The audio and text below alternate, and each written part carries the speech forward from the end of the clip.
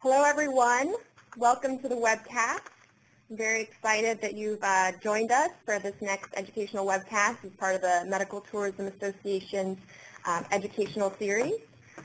Today's topic is Do Unto Others, Humanizing Healthcare to Attract and Create Loyal Patients. My name is Amelia Fernandez. I'm the leader of education and engagement here at the Medical Tourism Association, and it is my great pleasure to introduce our presenter today. Her name is Dr. Lanely Araba-Sam. Dr. Sam is a board-certified obstetrician, gynecologist, and robotic surgeon. She is the medical director for Elite Obstetrics and Gynecology. She's also the director of robotic gynecological surgery at West Boca Medical Center, and she's the director of Women's Transformational Health Services for Florida Medical Center. So without further ado, I'll pass it to Dr. Sam. Thank you.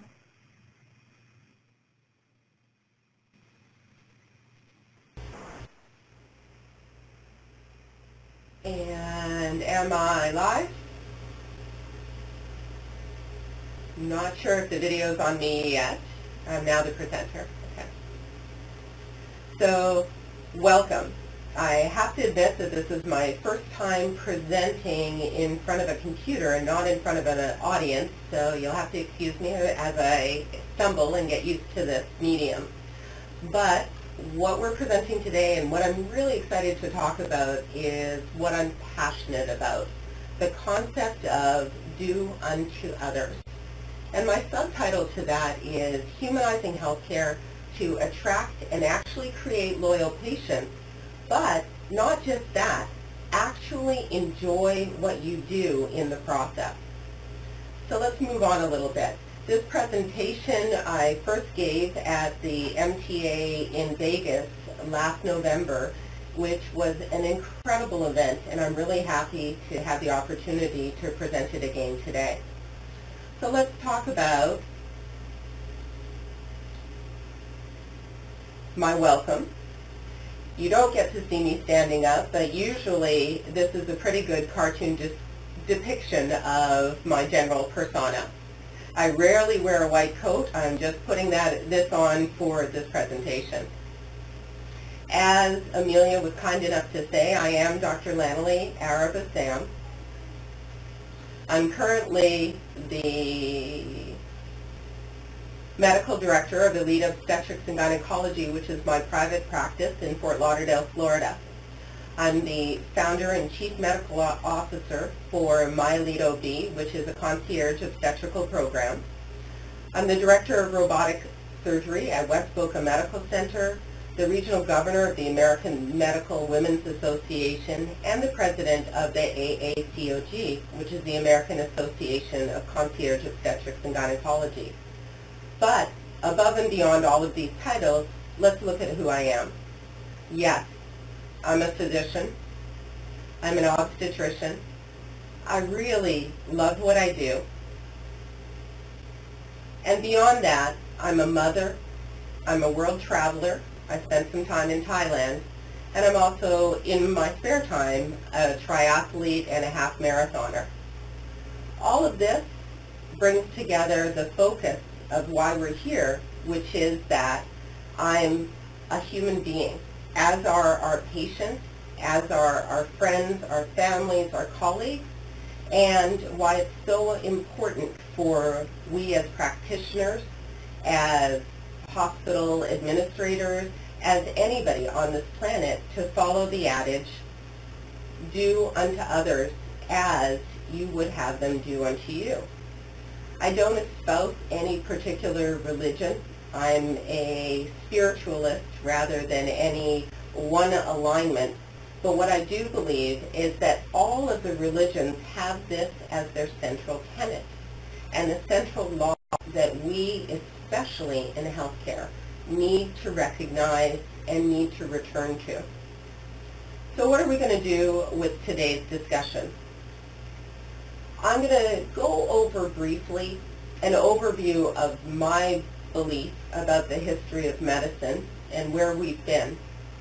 We're going to talk a little bit about who are today's patients. And again, just to put things in perspective. I am in North America. I'm in Florida. So when I speak about the patients, I am speaking about my patient population within North America. But that being said, I think that the principles that we'll be espousing are generalizable to the rest of the world. We're going to talk about patient expectations. And again, saying that this is just the North American patients is a misnomer. All patients, all human beings deserve and demand the do unto others principle. And then finally, we're going to really look at, well, what are the benefits to healthcare in understanding and implementing these do unto others principles? So let's begin. When I graduated from the University of Pennsylvania in Philadelphia several years ago, we had the opportunity at the end of the graduation to stand up and to repeat the Hippocratic Oath. And I think that the majority of the medical schools continue with this tradition. And it's fairly extensive. I swear by Apollo, and you can read the rest. But where I think the most important message is that we're going to talk about is that at the end of this, it says, I will prescribe regimens for the good of my patients according to my ability and my judgment, and never do harm to anyone. If I keep this oath faithfully, may I enjoy my life and practice my art, respected by all men in all times, but if I swerve from it or violate it, may the reverse be my lot.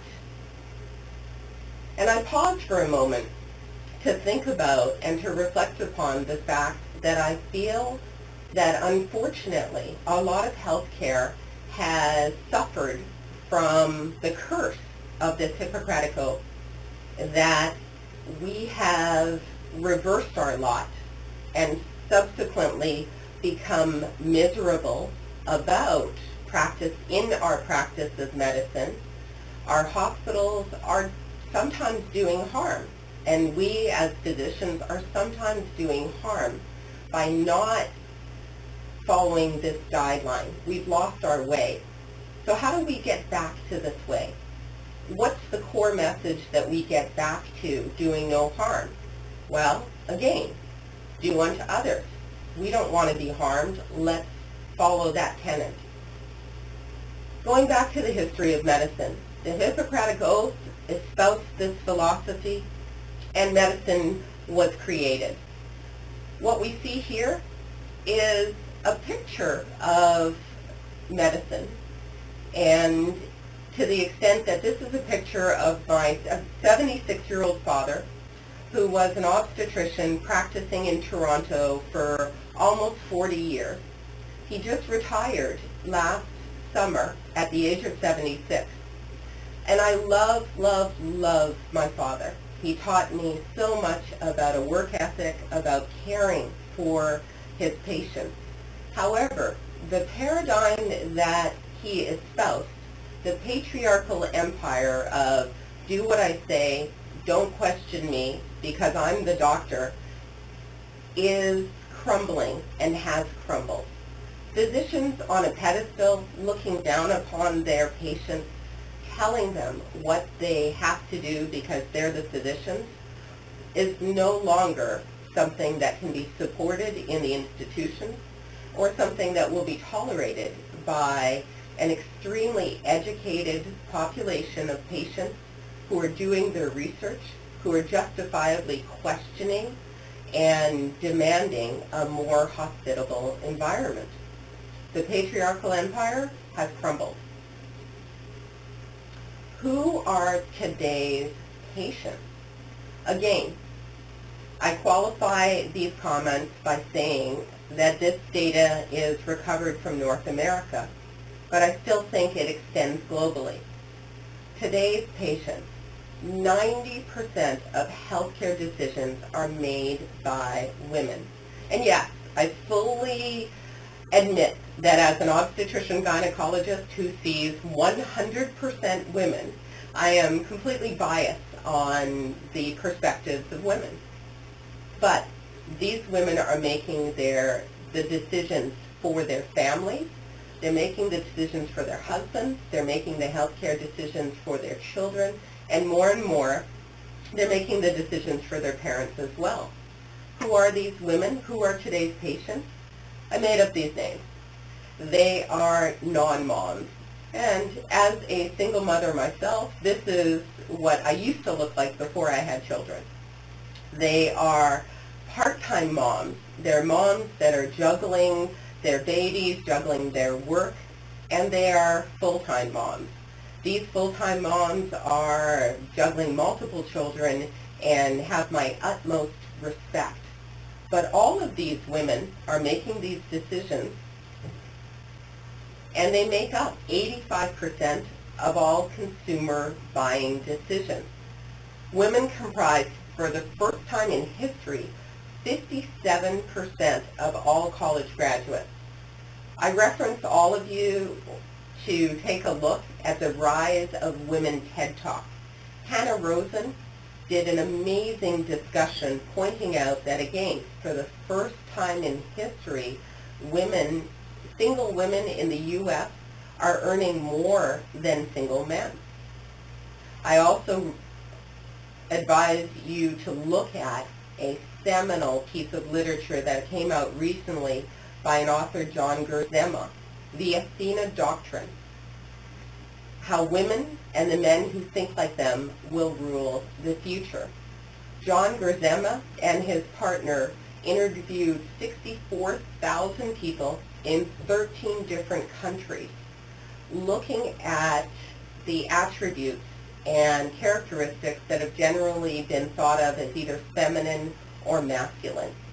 And basically what they show is in 13 different countries with 64,000 people, that the countries and the places that are recognizing the importance of adhering and respecting feminine characteristics are doing well, are improving the conditions in their country. So today's patients are women. What do women want? If these are the patients that you are needing to cater to, needing to respect, needing to understand, because they're the ones that are going to be coming to your offices, coming to your hospitals, and supporting your insurance company, what do patients want? And what that equates to is, what do women want? An age-old question that, fortunately, after 17 years of practicing with women every day, I feel like I have a pretty good idea about what it is that women want. What they want is what we all want. Do unto others as you would have them do unto you.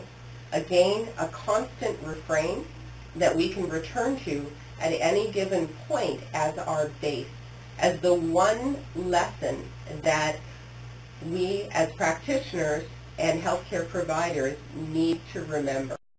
Do no harm, do unto others as you would like them to do unto you. Women want a respect of time and intellect.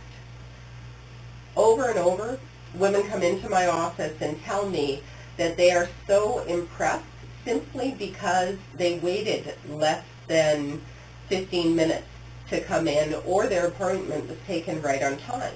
And they tell stories over and over of waiting for over 2 hours at their appointments with other doctors. Women want a respect of their intellect. You have no idea how many Google searches or what an expert the person in front of you has become about their condition. They want cleanliness. Again, to do unto others, I often say, if you walk into a doctor's office or hospital or facility and you're not willing to use their bathroom because it's questionable, then it's probably not the office that you need to be in. Women want the 5 senses. Again, a wonderful TED Talk that was given by a designer who said that more and more we need to be appreciative of sight, smell, sound, touch. All of these are important within a healthcare provider paradigm and within the hospitals, within the offices. What do they want? Tell the truth. That's it. Tell the truth. Give it to me straight, doc. And give it to them straight. Don't assume they don't want to know. Don't assume they don't have the intelligence to understand what it is that you're telling them. Tell the truth. Strength and warmth. Another phenomenal resource is a book called Compelling People. The authors in that book talk about the two characteristics that any person reads at any time is and projects is either strength or warmth and a combination thereof. And that's what we're attracted to or detracted from. Women want to feel that their physicians and their providers are strong in their knowledge, but they also want the empathy that they understand and they're warm towards the condition that they're dealing with. Human contact and connection. Again, finding some commonality, even though it may be an extreme stretch, recognizing that we are all human beings on this earth and that everybody sitting in front of you wants to be treated as such. And another piece is in today's world of overwhelming information overload, women, patients, and all of us are looking to experts to help filter the information overload. Why are women so important? Again, I cannot reiterate enough that women care about do unto others, and women control 66% of U.S. healthcare spending and 87% of the average health system revenue. Women account for 60% of hospital volumes and represent over 1.3 billion cases nationally in inpatient and outpatient care. That's an estimated $200 billion. So if women aren't happy, that's a cash deficit for your hospital, for your practice, along with, again, violating the tenets of do unto others. 66% of women feel that they're misunderstood by healthcare marketers, that they're just not getting it, what it is that we want. Why women? Women spread the word. And for the first time in history, the spreading of the word is the easiest it can ever be. Studies show that websites have now surpassed traditional methods of word of mouth. With one click of an email or one tweet of their Twitter account or a post on their Facebook, women can and do talk about their experiences with their physicians. More and more, you're seeing services coming up offering physician reputation management. But instead of managing your reputation, just do it right from the first encounter with your patient. 58% of women share good and bad experiences online.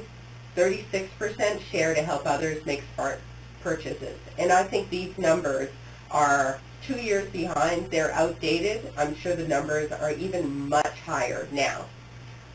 Do unto others because ultimately it will affect your bottom line.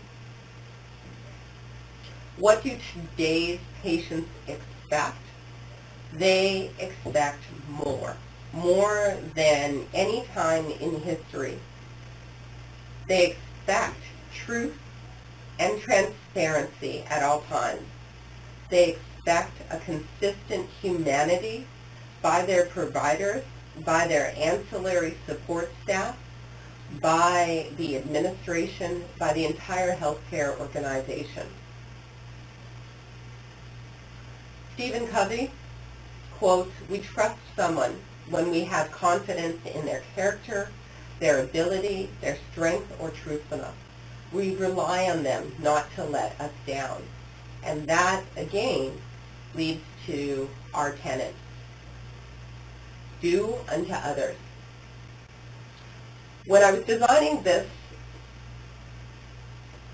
lecture for the MTA in Vegas, I had spent some time with my son going over Martin Luther King as part of a grade 4 project.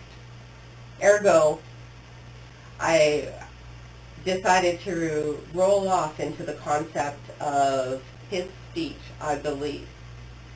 And ultimately, I believe truly and to my heart that patients and doctors can be collaborative and not combative or hierarchical.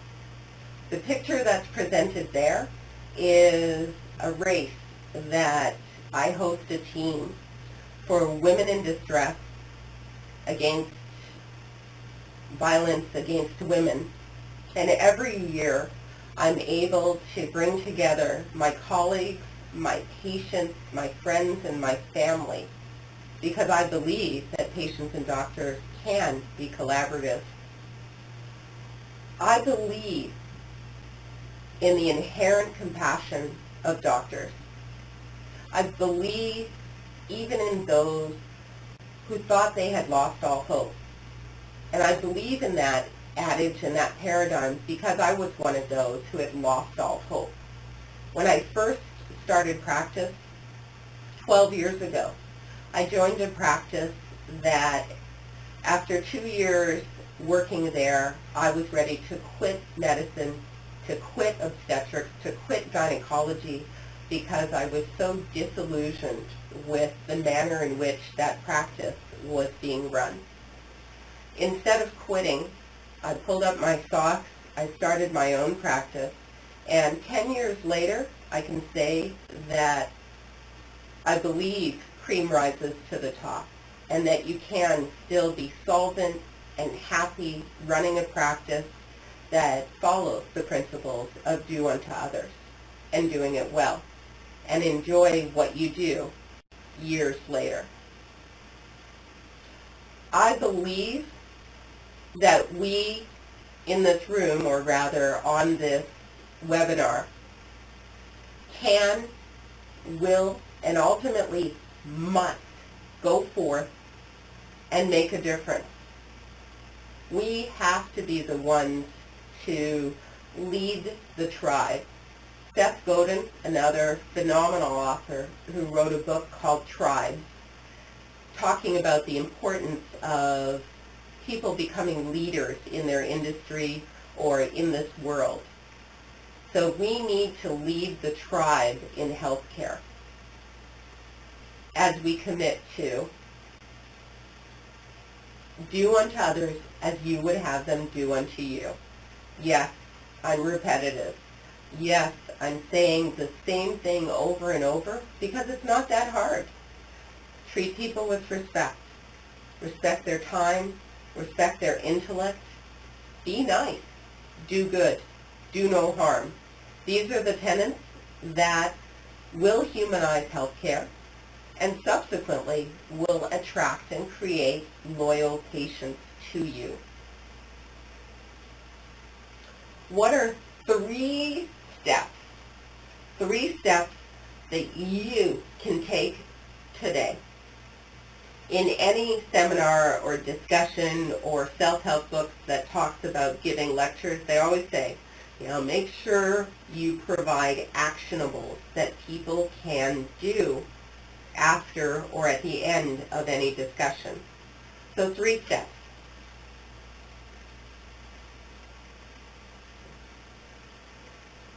Read. Yes, I've referenced several books in this discussion because that's how we learn. That's how we identify the leaders that can tell us and show us how to become more. Read, recommend, and refer to those who inspire compassion, to those who do unto others, to those who do no harm. Spread the word.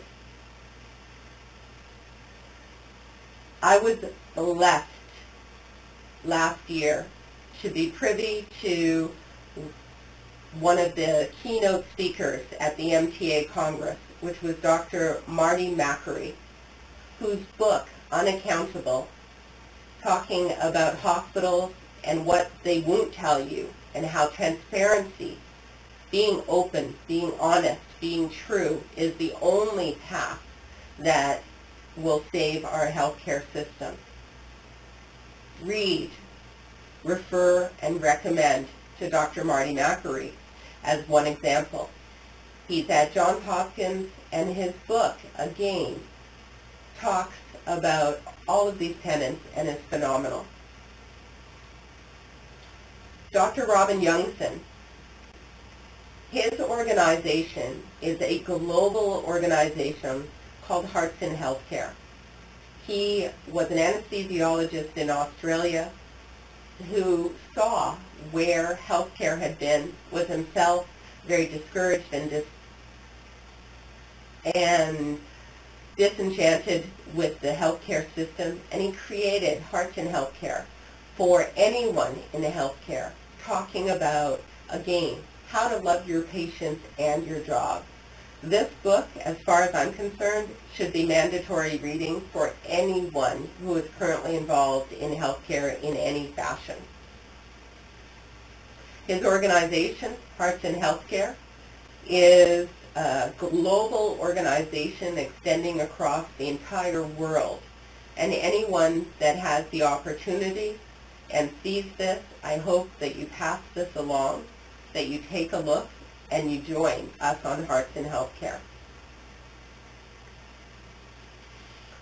Final words: be nice. Do no harm. Be present when your patients are talking to you, when they're telling you their stories. Just because the patient happens to be your 20th patient of the day, it's their first experience with you. And I remind myself of that regularly. And it's not easy, but it is what you would want somebody to do to you. And I always joke and count on Photoshop to look good doing.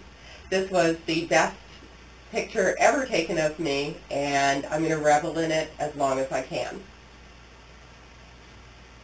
Though no one can go back and make a brand new start, anyone can start from now and make a brand new ending. Every day that I am privileged enough to be the surgeon and not the patient on the table, anytime that I'm the practitioner and not the patient, I remind myself that it is an honor and a privilege to practice medicine, and my goal is to do unto others how I would expect them to do to me. Thank you for the opportunity to talk about what I believe is really important in healthcare at the moment, to wax a little philosophical on the importance of going back to our core. And I welcome your questions and conversation, and Amelia, take it away.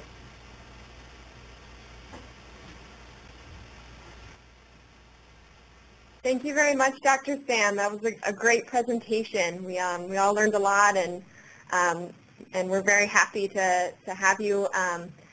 As you mentioned before, you spoke last year at our conference in Las Vegas, and again you'll be speaking at our next conference. It's going to be taking place September 20th to the 24th in Washington, D.C. So I want to make sure that everybody who's on the call knows about that and can sign up. You go to medicaltourismcongress.com. You don't want to miss a chance to come see Dr. Sam live, present again one of her other great topics. The conference is really an exciting place.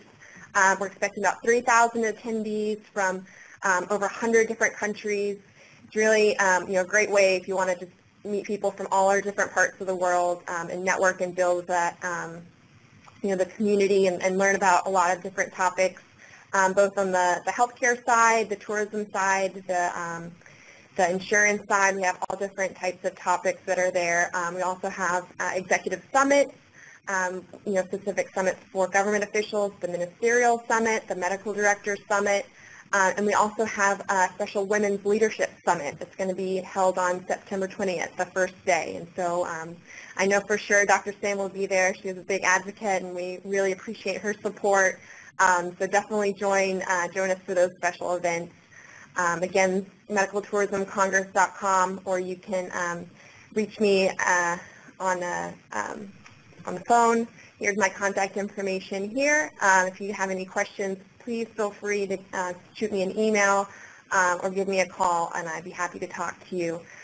So we do have a little bit of time. If any of the attendees have questions, we can type them into the Q&A box that's part of there. So please, type them in there, and I'll have Dr. Sam address them.